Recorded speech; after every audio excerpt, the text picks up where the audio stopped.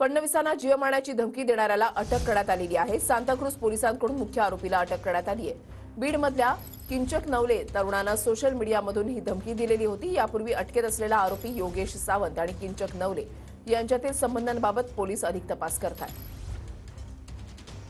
राज्याचे उपमुख्यमंत्री ज्यांनी या मराठा समाजाला आरक्षण दिलं, आताच्या आरक्षणात देखील ज्यांचा मोलाचा वाटा आहे, अशा एका नेतृत्वाला धमकी देऊन काय साध्य होतं हे मला कळत नाही।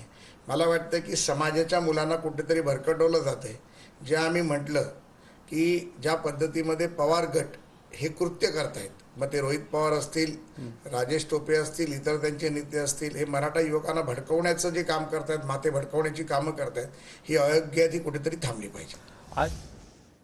गेल्या 2-3 दिवसांपासून वारंवार धमक्या येत आहेत असं प्रसाद लाड यांनी म्हटलेलं आहे। शरद पवार, राजेश टोपे, रोहित पवारांचं नाव घेतल्यानंतर वारंवार धमक्या येऊ लागल्यात। धमक्यांबाबत पोलीस महासंचालकांकडे तक्रार केलेली आहे असं देखील प्रसाद लाड यांनी म्हटलंय।